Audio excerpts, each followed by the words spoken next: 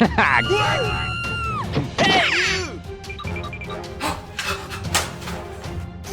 meat. I'll consume the living. Oh no! Man, got one. Oh, man.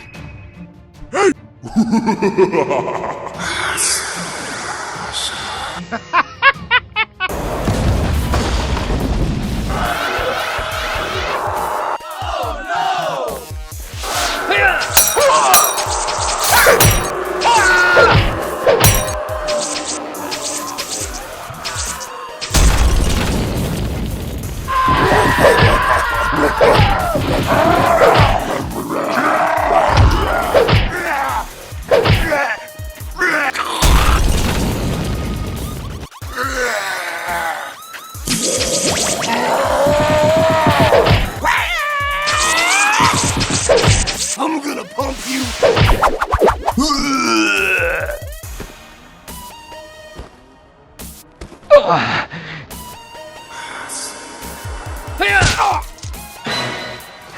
Where, police? I don't know.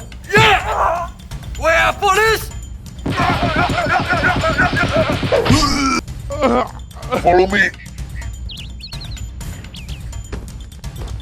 Look out below! Hey down there! I've got a message for you. Help me! Shut your bitch ass up!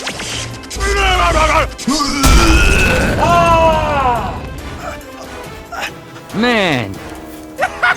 Hulk!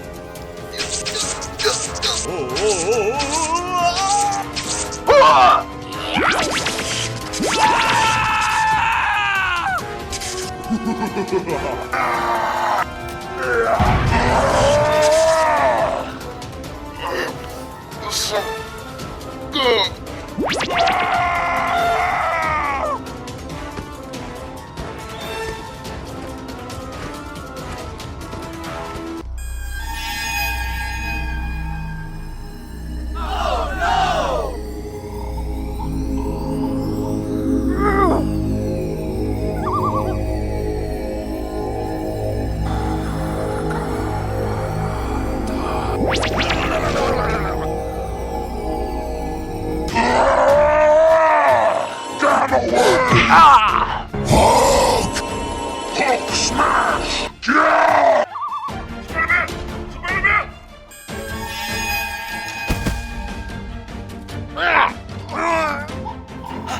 Oh! Police! I am weak. Police! Police! Hook! Hook!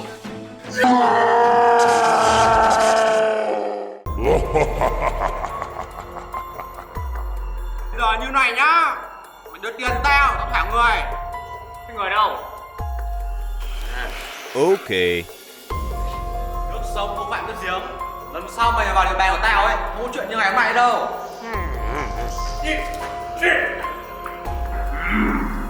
Đánh ca, đánh ca. Man, got one. I'm gonna pump you full of lead. It's okay, sir. I can take him.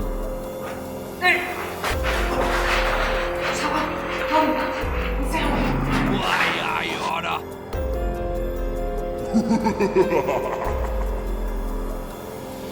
Đây.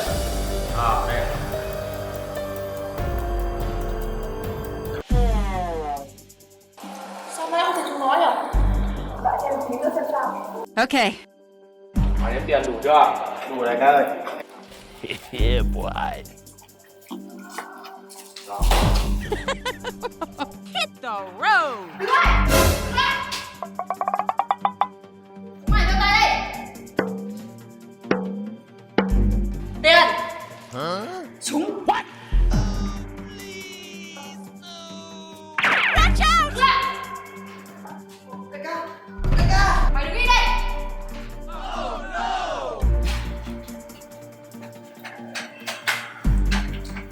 Oh, pretty please. Mày lấy số tiền đấy ở đâu? Nói. Em mà nhưng mà nói.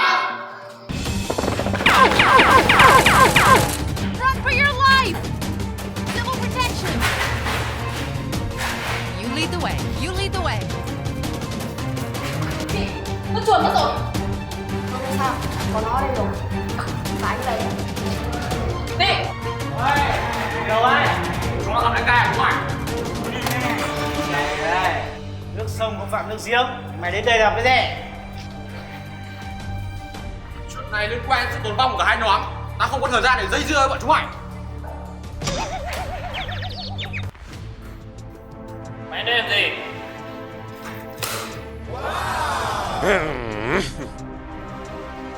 Người của tao bọn số qua nó bắt rồi. Sao? Bố đến sẽ ra, chúng mày cũng sẽ bị liên lụy thôi.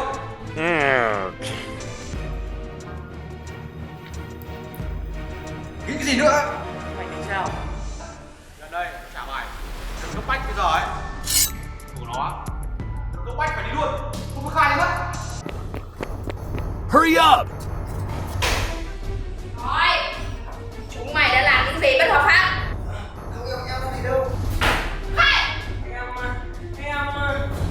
Let's get a move on. We gotta clear out before they target us.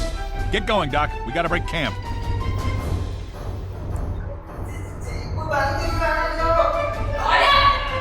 Hold your fire! Watch what you're doing! Zombies! Drag out! Let's get moving!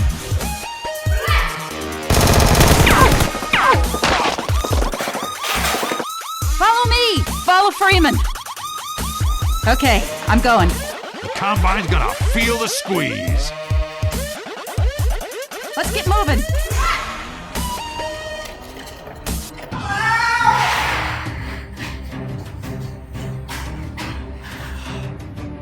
Xử nó chưa?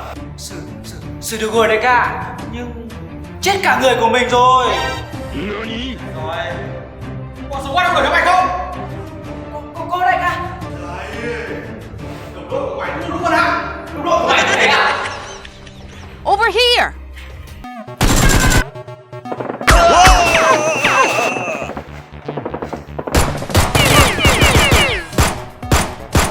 I get them!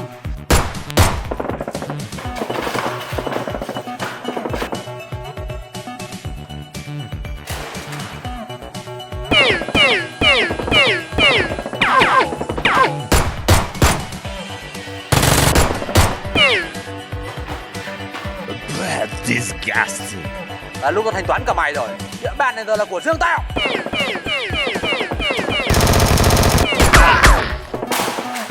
Here we come! Uh-oh! You're fired! Get out of here, man! We trusted you! Gunship! Hacks! Hacks! Head crabs! Get off the road! Scatters! Run for your life! Run for your life!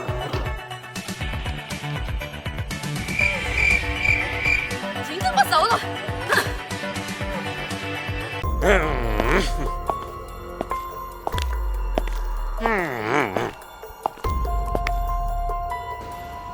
Thằng kia, đứng im đi. Đi lại làm gì nhiều vậy? Mày biết nó qua đây không? Có chuyện gì vậy? Không có gì anh ạ.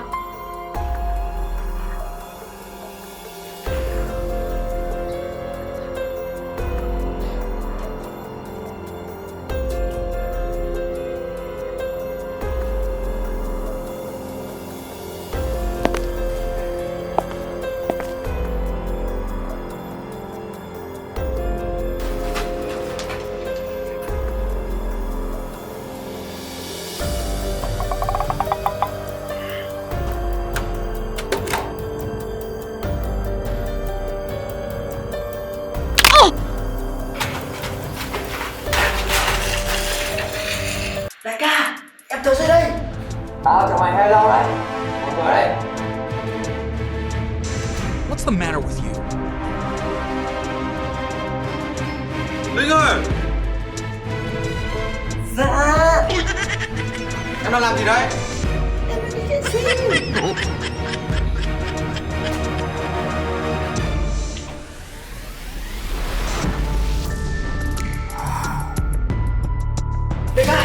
Thì mà viện. Một cỡ nhanh lên.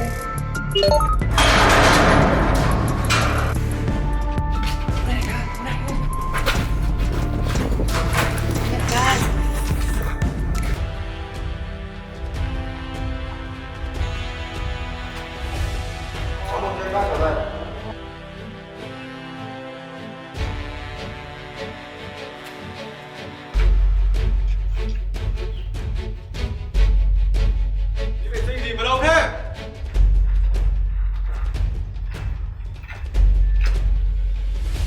What the hell is going on? Linh!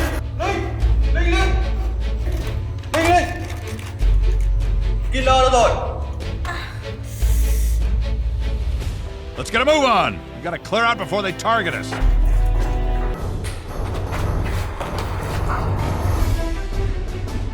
Kia nó cướp súng của em rồi.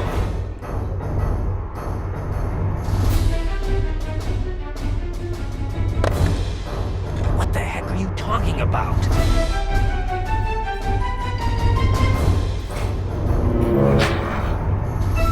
What?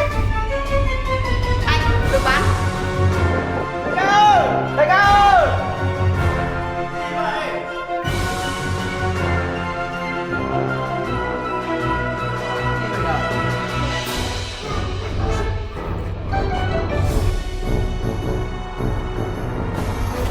Đi mau, ra bắn. Get the hell out of here!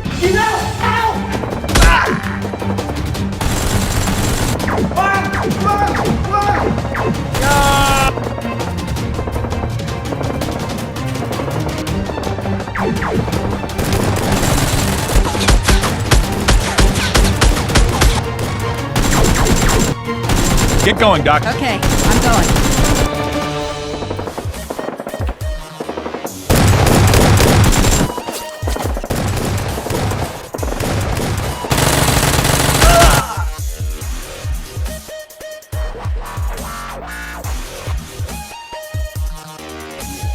Let's get a move on. We gotta clear out before they target us.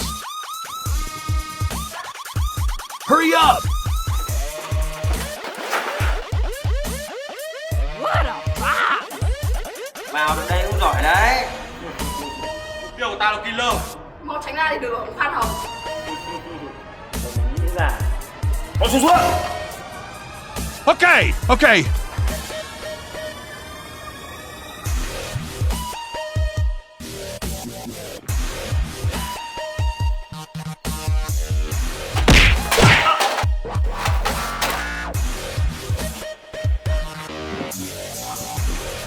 Thôi, còng tay lại.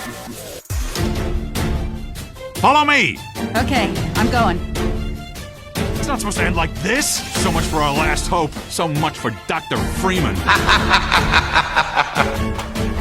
Đó kia thôi!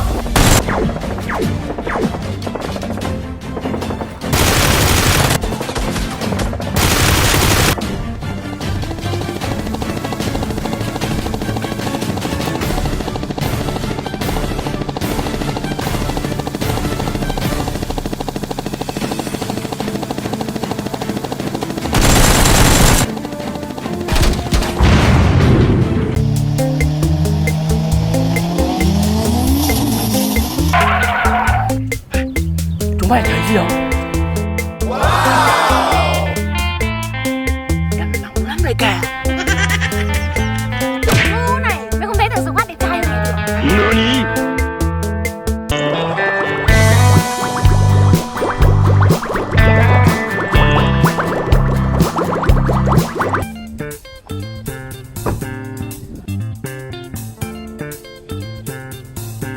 Oh, that's amazing! Này anh tân mê trai rồi. Yêu tôi à? Come on, everybody. Yes, sir!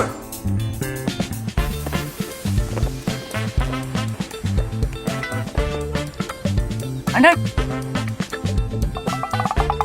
Watch what you're doing! Mày có thái độ gì vậy? Get going, Doc. We gotta break camp. You're gonna wish you hadn't done that. Giờ này chậm money mà. Suốt ngày sai. Sư ơi, hôm nay có nhiệm vụ sáng đây. I'll open up this gate. Sư ơi, hôm nay có nhiệm vụ nhiều sáng đấy. Sao cứ phải là em? Vì mày biết lái xe ô tô mà. Let's go, Turbo. Come on. Let's go. Let's go.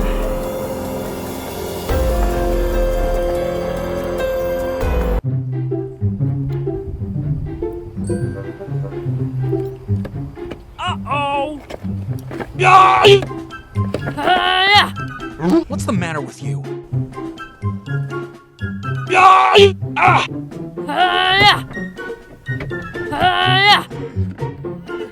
Đại ca ơi, nó khóa cửa rồi. Làm sao mà lấy trộm được? What? All that way? Có chuyện gì đây anh bạn? Anh ơi, không có gì đâu anh ạ. Ui, thằng Dược Quát nó lên xe lúc nào rồi đại ca ơi? Tại chúng mày cứ kêu giờ nào hết cả việc. Anh ơi, xe đẹp thế. Trộm cắp à? Oh no. Heads up! Heads up! Head crabs! Head crabs! Let's get a move on! We gotta clear out before they target us.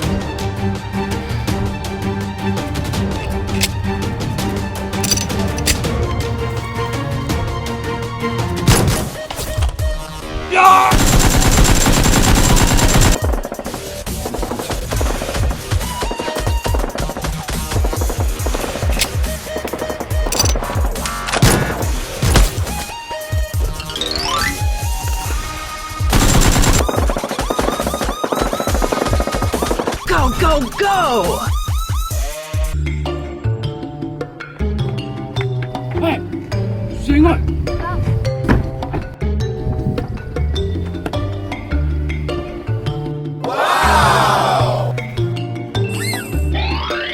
Hey, thằng Duyên Quát nó gần khoái rồi. Reload, Dr. Freeman. Head back to Freeman. Come get some! Let's get moving. Hey, chúng mày, tao vẫn có cách.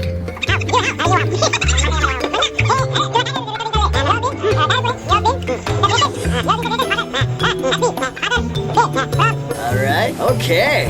What are you doing? Hey, What's up? hai chúng mày đâu thế? Không có chìa sao mà lấy? Ở đấy mà cho thằng Squad quay lại đuổi như thằng Alex à?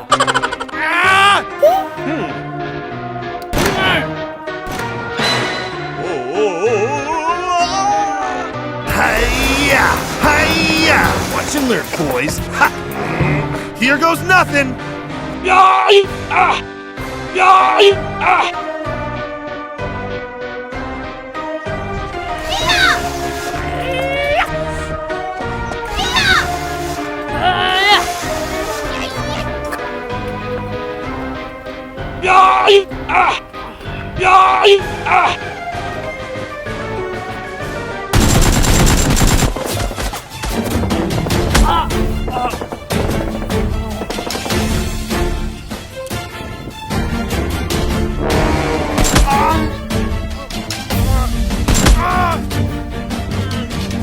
Headshot! It's a manhack! That's a manhack! What? All that way? What are you doing?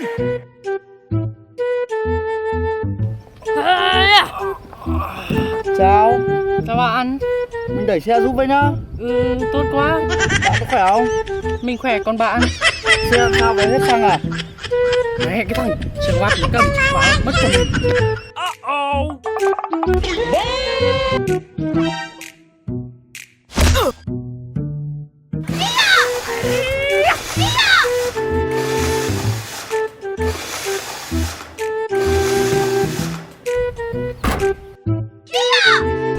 Tự nhiên nặng thế nhở?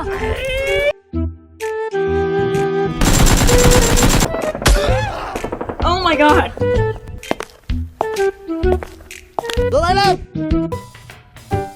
Oh god. Oh no! Please no! What's that?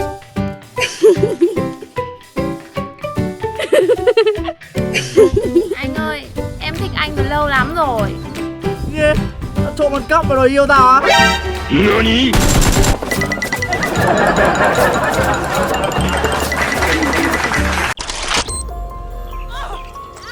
Mày có nhìn thấy ai đấy không?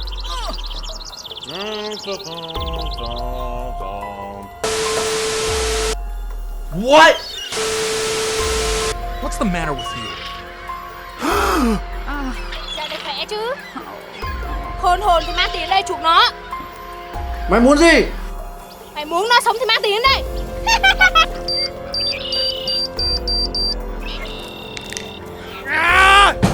Oh, shit.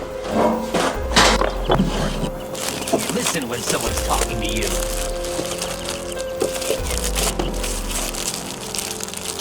Okay, I'm ready. Got one. Hey, Yes, sir. Thả nó ra. Ngồi yên.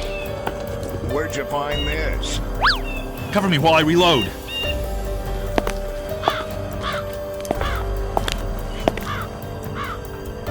Thằng đâu? Bạn tao đâu?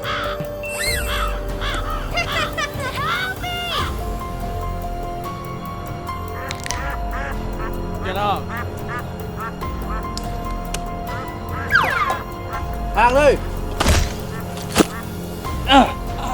Mày bị lừa rồi.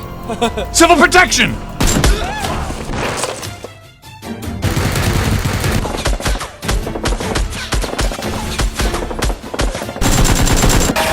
You got a problem?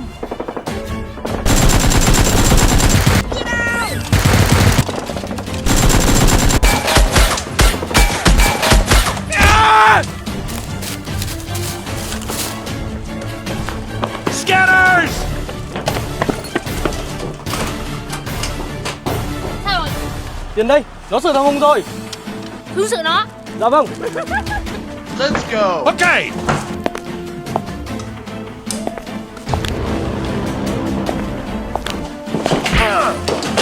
On my fire!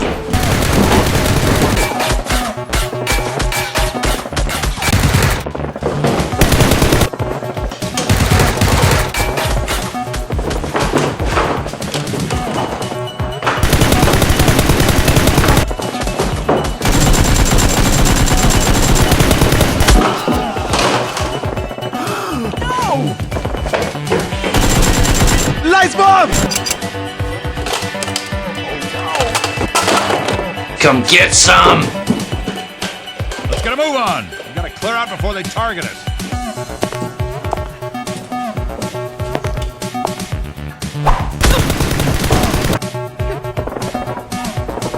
Not supposed to end like this. So much for our last hope. So much for Dr. Freeman. Ôi đâu? Con chó mày lừa tao à?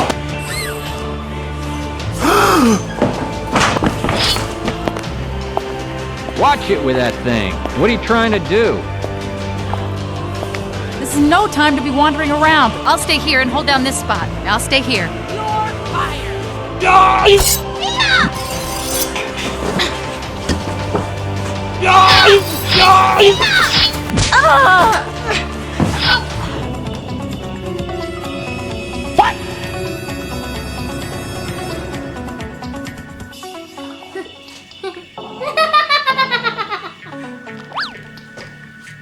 Cô! Bất ngờ không?